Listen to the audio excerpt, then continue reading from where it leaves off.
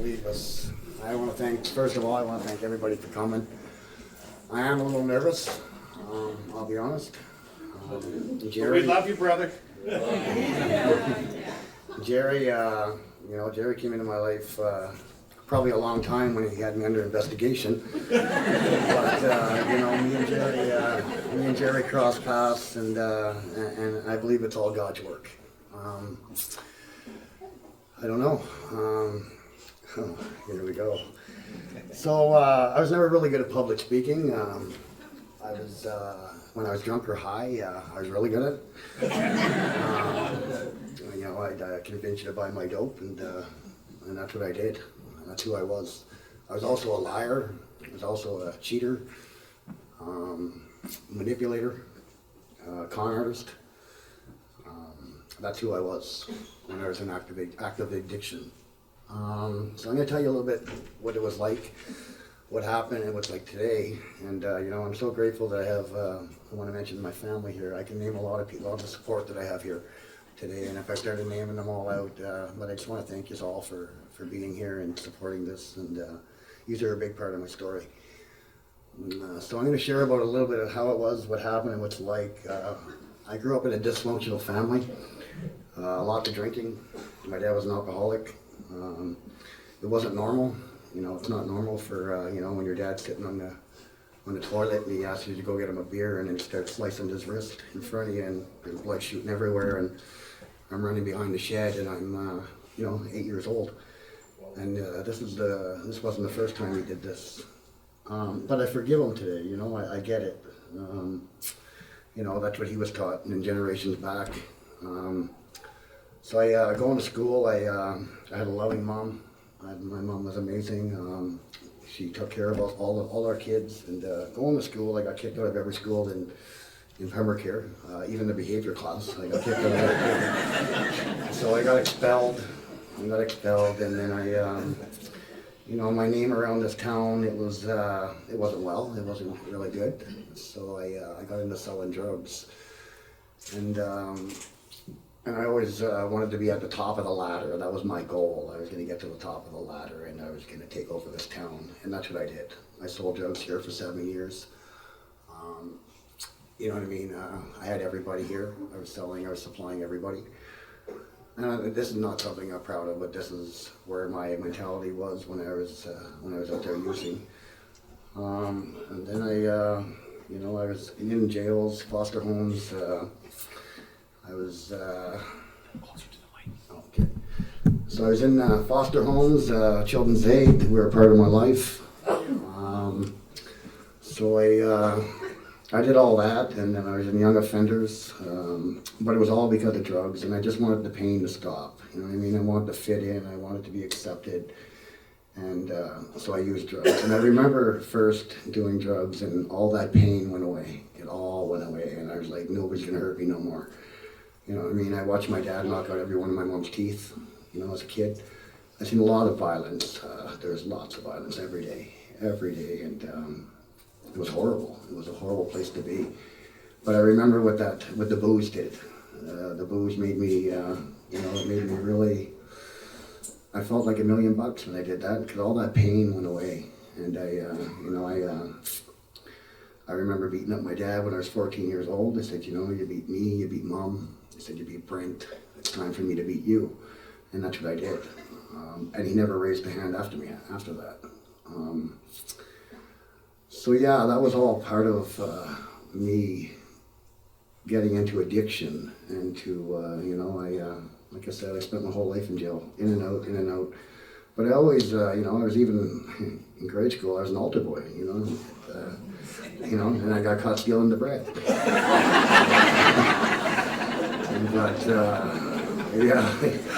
there's a lot that I don't remember, and there's a lot that I can't talk about here today. But, Jerry says, Jay, you got 10 or 15 minutes. I'm like, holy shit, Jerry, I could write a book. He says, maybe you will. So as I got a little older, I want to mention that I only became Tessa's here today, the mother of my kids, and she only added me on Facebook 5 days ago.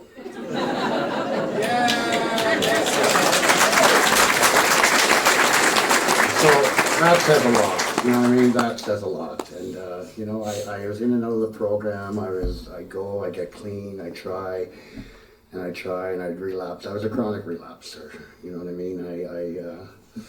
I remember, you know, as I was selling drugs, Dave Schilling, I remember Dave used to follow me around and have me under surveillance, and so I started following him. And he got out of the car and he's like, "What are you doing?" And I'm like, "Oh, you're following me, I'm gonna follow you." And that's where that's where I was. I thought I was king shit. I thought, you know what I mean? And then what I did to my kids, you know, that's my biggest regrets in my family and what I put them through, you know what I mean? My poor mom growing up with me and Brent. But it was quite the times, and I was self-centered. It was all about me. It was all about me. If you lived my life, you'd do what I did too. So this get carried on. I got into selling drugs, and then I got involved with some people, and I owed a lot of money here, and so I had to take a second mortgage out on Tessa's house to pay my bill.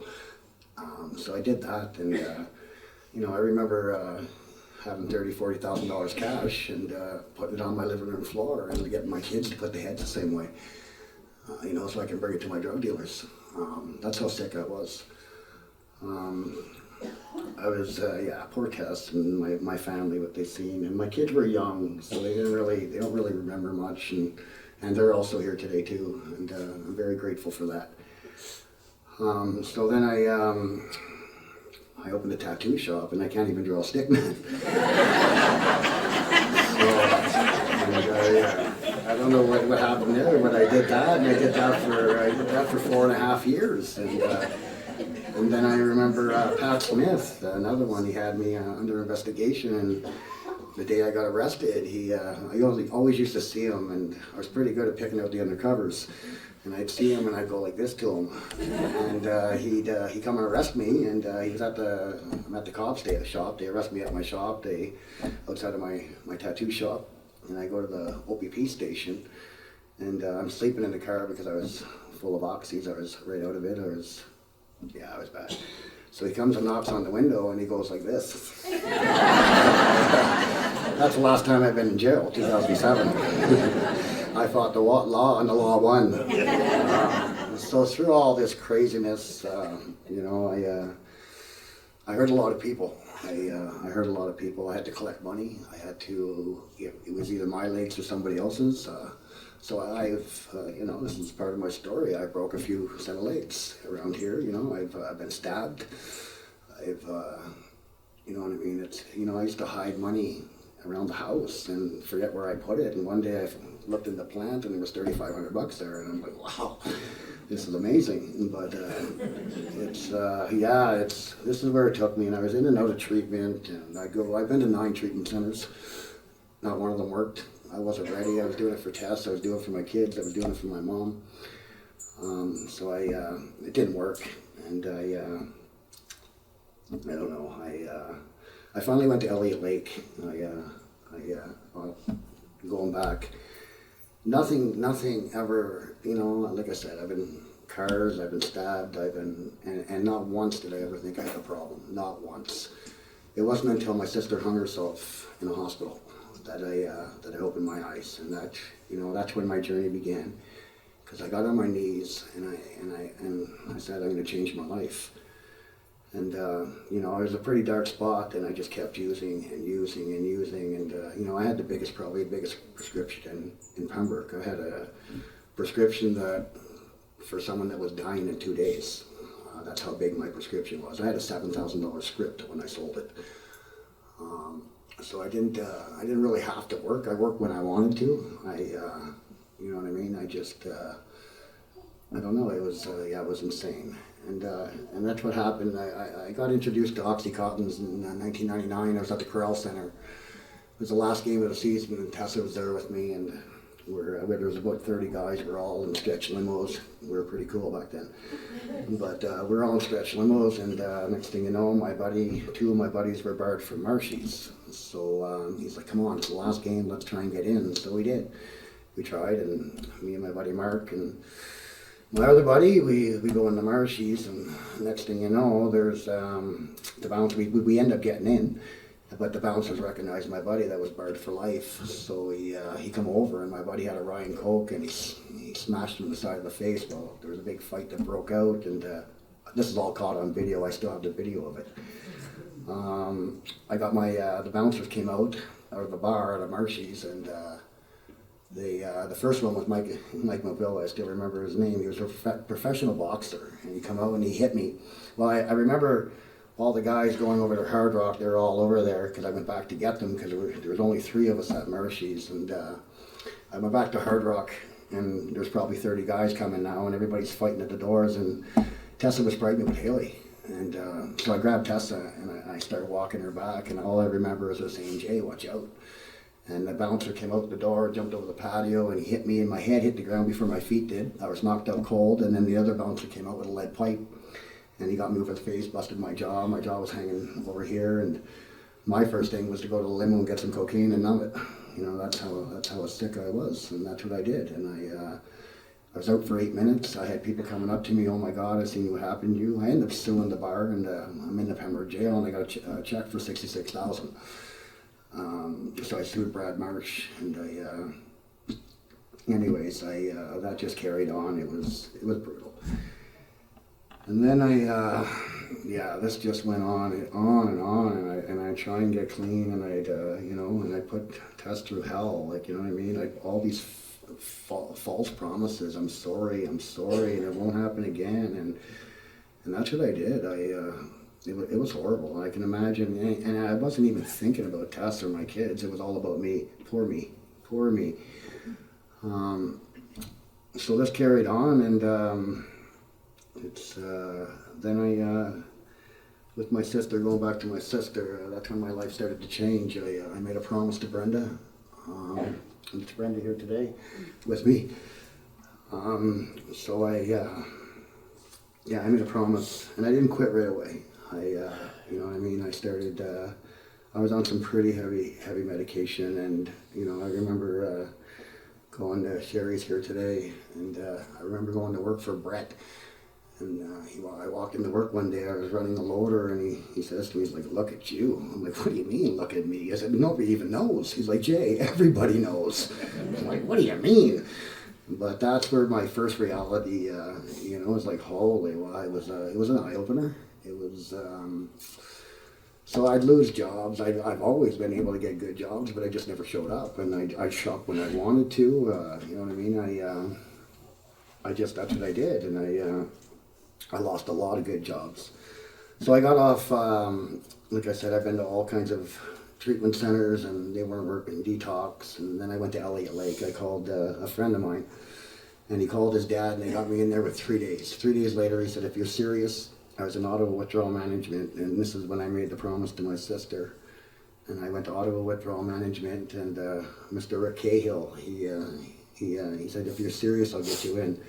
And 3 days later, I was in Elliott Lake, and I wasn't going on methadone, I wasn't going on Suboxone. I did a cold turkey, and I remember being they had me in detox for 2 weeks in a tub, and it was just hot water and Epsom salt, and I was they told me I was the only one to ever get Valium in Elliott Lake, because I brought, when I went, I brought my prescription of what I was on, and the doctor's like, "What?"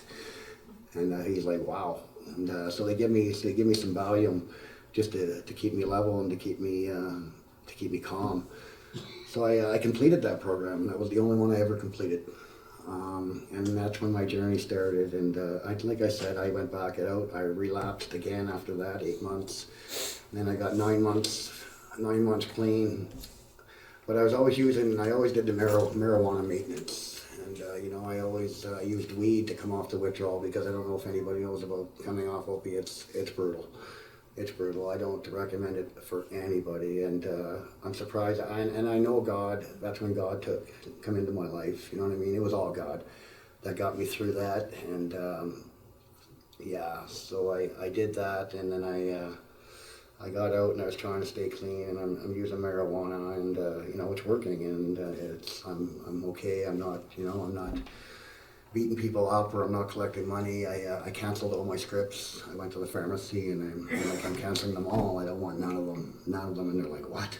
I'm like, yeah, I'm done. I'm done. And so yeah, that's when my journey began. And I in and out, and then I finally I'm about 3.5 years now off opiates, but I'm still using marijuana.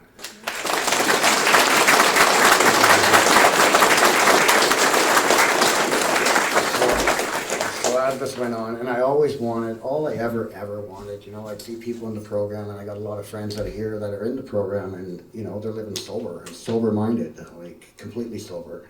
But I never once went to, you know, the meetings and picked up a key tag or, you know, saying I was celebrated a year. Not once did I ever do that because I wasn't totally clean. And I didn't want to be the hypocrite. I didn't want to be that guy, you know what I mean, to, you know, say, yeah, I'm totally clean, because I wasn't. And I used marijuana, you know, to sleep at night and for the withdrawal. And like I said, all I ever wanted was to be sober-minded. So I quit for a couple weeks, and I'd, you know what I mean, I'd quit, and then I'd relapse, and then I'd quit, and I'd relapse, and just on the marijuana. But again, that's all I ever wanted. And I started praying, and I'm like, come on, please, just something has to happen. And then I had a friend, you know, through all this journey, I had a friend, Jose. She's here today too, and she's a big part of my story, and she's been there from the beginning. A bunch of people have been there from the beginning. But she's like, Jay, how do you pray? I'm like, you know, I pray for strength, I pray for courage, I pray for, you know what I mean? She's like, why don't you try and say, dear God, give me the opportunity to use your hands and to use your feet. So this is what I started praying. And then, and she said, he will put you to work. And I'm like, So this is what I started praying, and this is how this all started with Jerry. Next thing you know, I'm volunteering at the grind, and I'm like, what's happening? So, but the energy that I got off of doing that, helping another alcoholic and helping another addict, I can't explain how I felt and what it was doing. And I'm like, this is the answer. This is what it is, man. I got to help people. I got to help people. So I'll be honest, I got 6 days off marijuana today. Yeah!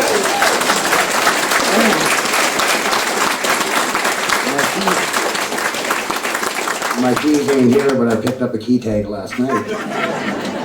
So, there you go. Yeah. Coming back, brother. So, and yeah, that was my story, man. And I, you know, there's hope, man. There's hope.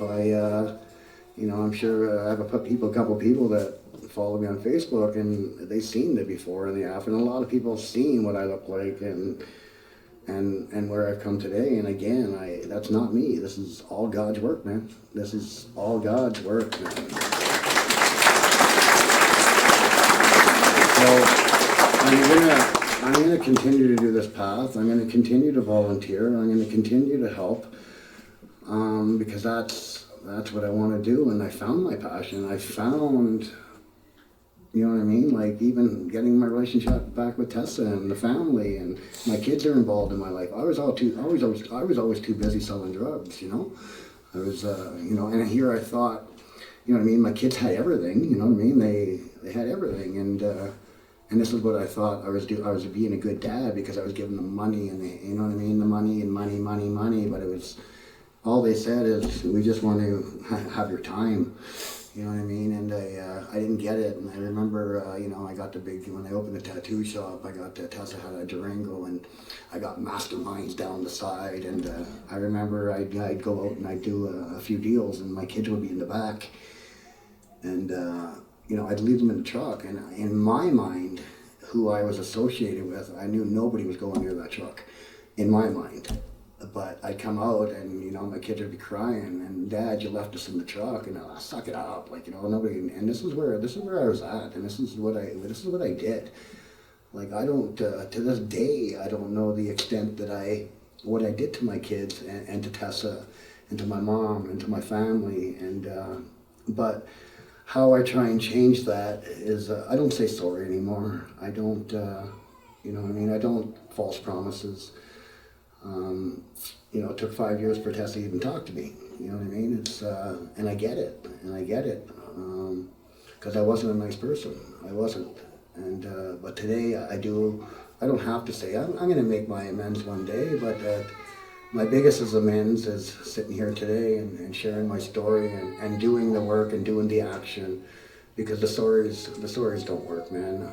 I said too many times, I'm sorry, but doing the action and living this life, and you know what I mean, that's the amends, and I'm so grateful, man. I'm grateful, you know what I mean, and I'm gonna be honest, what led me up to, like, I've always wanted to get off weed, and I lost my job because of weed. I was in the gold mine, and I didn't smoke at work, but I smoked off the property, and I had an amazing job, and I lost my job because of weed. And I'm like, how many more times do I have to bang my head, man? How many? You know what I mean? And it was him saying, and I know it was the good Lord. Here you go again. And he showed me. He smashed me again. Here now you don't work. So. And so my faith is amazing today. I pray every morning. I thank, I ask for his will, not mine. I surrender every morning today, and and just even the last 5 days of not even smoking weed, I pray every morning, and I haven't even had a thought of weed, because I'm so motivated of what I'm trying to do with Jerry, and you know what I mean, of helping others, and with me and Matt are doing, and you know what I mean. It's we got some good things coming, and we're planning on doing some things around the community to help out, and that alone is a high. That's the high I've always wanted, and that's.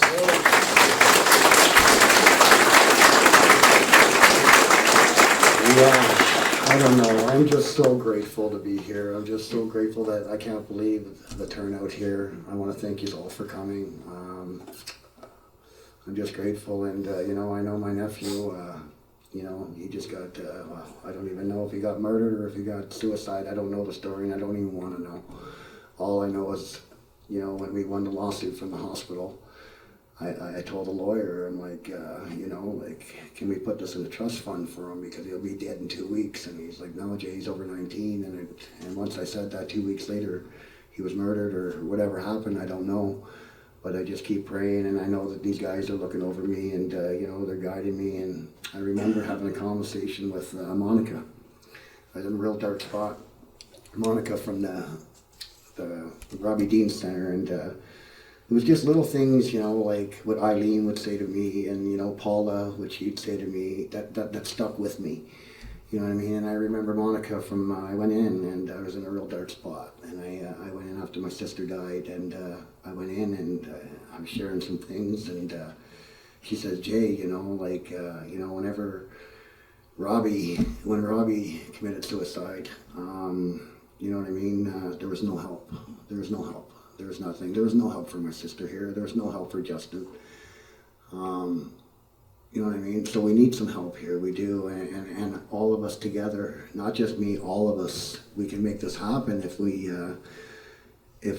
stick together and we stand up, man. We got to stand up, because we need. The Lord knows we need help, and I think that's why this movement's happening. Is again, it's all God's work. It's not my work, man. And it's all of us together that can make the difference and make the change.